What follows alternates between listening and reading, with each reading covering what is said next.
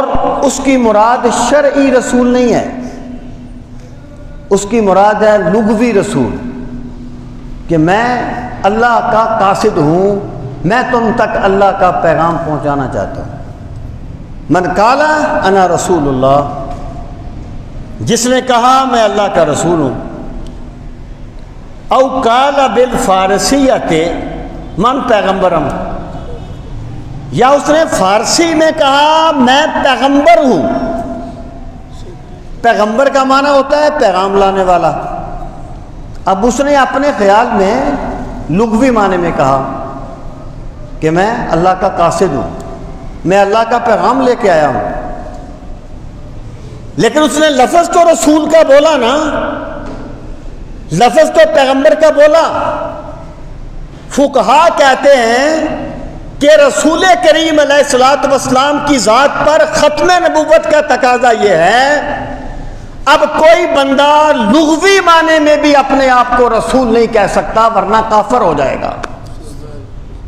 من قال انا رسول اللہ او قال بالفارسیۃ من پیغمبرم فقط کفر، جس بندے نے یہ کہا میں اللہ کا رسول ہوں، یا اس نے فارسی میں کہا میں اللہ کا پیغمبر ہوں، کیونکہ اس نے لفظ رسول کا بولا ہے، اس نے لفظ پیغمبر کا بولا ہے، بے شک اس کی مراد جو بھی تھی، ہم اس کی مراد کو نہیں دیکھیں گے، ہم لفظ کے ظاہر کو دیکھ کے اس پہ کفر کا حکم لگا دیں گے، اس نے کفر کیا ہے اور ختم نبوت کے منافی ایک بات کی ہے۔ آپ اندازہ لگائیے کس قدر احتیاط برتی گئی ہے ختم نبوت کے معاملے میں۔ سامعین محترم، اب آ جائیں اس چیز کی طرف کہ نبوت اور رسالت کی ضرورت کیا ہے، اللہ تعالیٰ نے انسانوں میں نبی کیوں بھیجے، نبی بھیجنے کا مقصد کیا تھا۔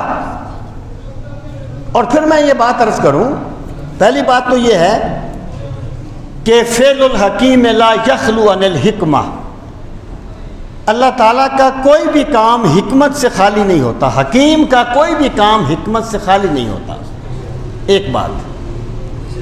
اور دوسری بات یہ ہے کہ اللہ تعالیٰ کے جتنے بھی احکامات ہیں انہیں ماننے کی، یار بیٹا اگر ہوتا ہے تو ریکارڈ کر لو ورنہ نہ کرو، یہ بار بار میں ڈسٹرب ہوتا ہوں، ایک بات کر لیں، ہوتا ہے تو کرو ورنہ بند کر دیں۔ اللہ تعالیٰ کے رسولوں کو یا اللہ تعالیٰ کے احکامات کو ماننے کی بنیاد یہ نہیں ہے کہ ہمیں یہ سمجھ آ جائے کہ اللہ نے یہ حکم کیوں دیا ہے، اس کی بنیاد یہ ہے کہ بس رب کا حکم ہے اور ہم نے اسے ماننا ہے۔ علت کا سمجھ آنا یا نہ آنا یہ اس کی بنیاد نہیں ہے، بالکل اس کی۔ اور بہت سے کام ایسے ہیں جن کی بندہ کوئی لاجک سمجھ سکتا ہی نہیں، بندہ ان کی کوئی علت، کوئی فلسفہ، کوئی مقصد سمجھ سکتا ہی نہیں۔ مثلا اگر کوئی بندہ یہ کہے کہ جناب ظہر کے 4 فرض ہیں اور مغرب کے 3 ہیں، مغرب کے 4 کیوں نہیں، ظہر کے 3 کیوں نہیں، ہمارے پاس اس کا کوئی جواب نہیں۔ اللہ تعالیٰ فرمائے اے حج کرنے والوں تم نے فلاں تاریخ فلاں وقت میں مزدلفہ میں پہنچنا ہے، سورج طلوع ہو جائے تو اس کو چھوڑ دینا ہے، منا کو چھوڑ دینا ہے، عرفات میں چلے جانا ہے، سورج غروب ہو جائے، اذانیں ہو جائیں تو عرفات کو چھوڑ دینا ہے۔ ہمارے پاس اس کی کوئی لاجک نہیں ہے کہ بھئی عشاء کے بعد ہم نے کیوں نہیں چھوڑنا عرفات کو، بندہ اس کو نہیں سمجھ سکتا۔ تو جو ماننا ہوتا ہے نا، ماننا، اس کی بنیاد، اس کی لاجک سمجھ میں آنا نہیں ہوتا، ماننے کی بنیاد حکم ہوتا ہے کہ پروردگار کا حکم آ گیا اور بندے کا سر اللہ کی بارگاہ میں جھک جائے۔ اس کے باوجود اسلام یہ نہیں کہتا کہ تم احکام کی علتوں پر غور نہ کرو۔ مقاصد شرعیہ جو ہے نا، وہ اسلامی علوم میں سے ایک بہت بڑا علم ہے، مقاصد شرعیہ۔ یہ کام کیوں ہوا؟ مثلا اللہ تعالیٰ نے یہاں بھی کوئی حکم دیا، اللہ تعالیٰ نے وہاں اس کے مقصد کو بیان کر دیا۔ مثلا نماز کا حکم دیا تو اللہ پاک نے فرمایا اقم الصلاۃ لذکری، نماز پڑھا کرو میری یاد کے لیے، تاکہ تمہیں احساس ہو بار بار کہ کوئی ہمارا رب ہے جو ہمیں دیکھ رہا ہے۔ روزہ رکھو لعلکم تتقون، تاکہ تم متقی بن جاؤ۔ زکوٰۃ دو تاکہ تمہارے دلوں کا تزکیہ ہو جائے۔ اللہ تعالیٰ حکم کو بیان کر کے اس کی علت کو بھی ساتھ بیان کرتا ہے۔ اب دو چیزیں آ گئیں۔ ایک چیز یہ ہے کہ بندہ یہ کہے کہ میں اللہ تعالیٰ کے حکم کو مانتا ہوں کیونکہ اللہ کا حکم، لیکن میں جاننا چاہتا ہوں کہ میرے رب نے مجھے یہ حکم کیوں دیا ہے۔ یہ اسلام میں محمود ہے، اسلام میں اس کی تحسین کی گئی ہے۔ جب صحابہ کرام نے پوچھا ما ہذہ الاداہی، لگاؤ ختم ہو جاتا ہے، نمازوں روزوں قربانیوں حج یہ سب باقی ہیں، تو باقی نہیں ہے۔ اس کی وجہ کیا ہے؟ ہم اس کی تہ میں نہیں اترتے، اس کی ہم روح میں چیز ہے۔ سامعین محترم، میں اس چیز کو ایک کوئی بندہ کہے یا اللہ مجھے نبی بنا دے، کفر ہوگا نا۔ ربنا وابعث فیہم رسولا، اللہ کوئی رسول بھیج دے۔ کوئی بندہ دعا مانگے اے اللہ اب کوئی رسول بھیج دے، تو یہ محال کی تعالیٰ یہ نہیں فرماتا کہ میرا دیدار ہو نہیں سکتا۔ اللہ پاک فرماتا ہے لن ترانی، موسیٰ تو میرا دیدار کر نہیں سکتا، تو میرا دیدار نہیں، مطلب دیدار ممکن ہے۔ حضرت موسیٰ کے اس مطالبے کو برا نہیں کہا، لیکن حضرت موسیٰ کے مقام کا تعین کیا۔ اب دوسری طرف آ جائیے، بنی اسرائیل کہتے ہیں قالو ارنا اللہ جہرتن، بنی اسرائیل نے کہا فاخذتکم، پھر تم پہ ایک اللہ کا عذاب آ گیا، تمہیں پکڑ لیا گیا۔ اب دیکھیں تھا میرے مالک میں نے تجھے مان لیا، میں نے تیری باتیں سن لی، لیکن میرے دل میں تیرے دیدار کی طلب جاگی ہے کہ جس رب کا کلام اتنا خوبصورت ہے وہ رب کتنے حسن و جمال والا ہوگا۔ کہ پروردگار میں نے مان لیا، میں نے مان لیا، اور پھر وہ کوشش کرے کہ خدا نے یہ حکم کیوں دیا ہے، تو یہ چیز بہت قدر کی حامل ہے۔ اس کو مقاصد شرعیہ کا علم کہا جاتا ہے۔ اس پر بہت سی کتابیں ہیں، عز الدین عبدالسلام کی اس پہ بڑی کتابیں ہیں، حضرت شاہ ولی اللہ کی بڑی مشہور کتاب حجت اللہ البالغہ مقاصد شرعیہ کے بارے میں ہے۔ تو میں آپ سے عرض کر رہا تھا کہ اللہ تعالیٰ کے جو پیغمبر ہیں وہ دنیا میں آتے۔ اب دیکھیں پیغمبر کا آنا یہ کوئی مذاق تو نہیں ہوتا۔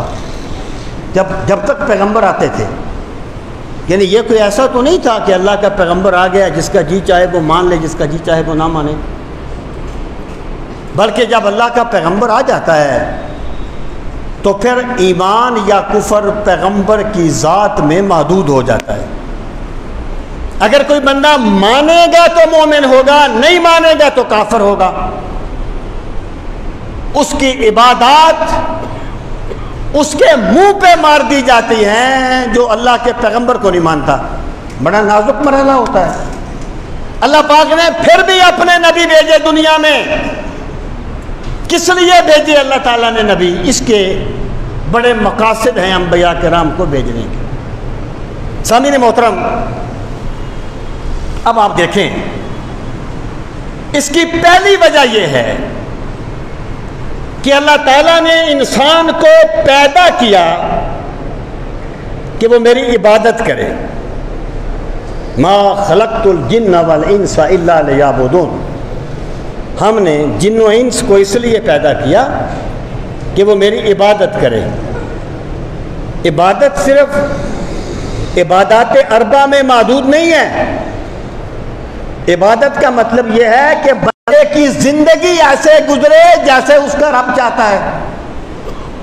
اب بندہ جو ہے یہ کیسے جانے کہ میرا رب کیا چاہتا ہے؟ بندہ کیسے جانے؟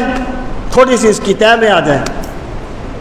انسان جو علم حاصل کرتا ہے بنیاد کہ یہ فلاں چیز ہے، اس کے کانوں نے ایک آواز سنی، اس کی عقل نے کہا کہ یہ فلاں چیز ہے، اس نے ایک بات محسوس کی، اس کے جسم کو کوئی چیز لگی، عقل نے کہا کہ یہ ہوا لگ رہی ہے، اس کو علم ہو گیا کہ ہوا موجود ہے. انسان جو علم حاصل کرتا ہے اس کے بنیادی طور پہ دو ذریعے ہیں، ایک اس کی عقل اور ایک حواس خمسہ. عقل جو ہے نا، عقل یہ خام مال کو علم بناتی ہے. یعنی اگر کسی بندے کی عقل ٹھیک نہ ہو تو ممکن ہے وہ کسی انسان کو گھوڑا کہہ دے، کیونکہ وہ دیکھ تو رہا ہے لیکن عقل اس کی کام نہیں کر رہی. وہ کچھ بھی کہہ سکتا ہے. تو جو حواس خمسہ ہیں یہ خام مال دیتے ہیں انسان کو، اور عقل اسے علم میں تبدیل کرتی ہے. اور پھر چھٹی وجدان، یہ الگ چیزیں نہیں ہیں، یہ عقل سلیم کی ہی ترقی یافتہ شکلیں ہیں. اب سامعین محترم، جو چیزیں انسان کے دائرہ علم میں آ جائیں، یعنی اس کے حواس خمسہ، کچھ چیزیں ایسی ہیں جو آپ کے علم کے دائرے میں آ جاتی ہیں اور کچھ نہیں آتی. مثلا میں مثال دیا کرتا ہوں کہ پانی کا ایک گلاس ہے، اس میں آپ نے پانی دیکھ لیا، روٹین میں دیکھ لیا. اگر اس میں کوئی جراثیم وغیرہ ہیں وہ آپ نے خوردبین سے دیکھ لیے، لیکن آپ اپنے کاندھوں پر بیٹھے ہوئے فرشتوں کو تو نہیں دیکھ سکتے نا، کیونکہ فرشتے آپ کے دائرہ علم سے باہر ہیں. جو چیز انسان کے دائرہ علم میں آ جائے اس کو عالم شہادت کہتے ہیں، اور جو چیز انسان کے دائرہ علم سے باہر ہو اس کو عالم غیب کہتے ہیں. اس کو عالم غیب کہتے ہیں. فرشتے، آخرت، اللہ کی ذات، یہ عالم غیب ہے. اب سامعین محترم، اللہ تعالیٰ کی ذات تو سب سے بڑا غیب ہے نا. اب بندے کو پیدا کیا گیا عبادت کے لیے، اور پھر یہ میرے رب کا ضابطہ ہے. میرا خدا قادر مطلق ہے، جو چاہے کر سکتا ہے، لیکن اس نے کچھ قوانین بنائے. وہ اگر چاہے تو بغیر پانی پیے بندے کی پیاس بجھا سکتا ہے، لیکن وہ بجھاتا نہیں ہے.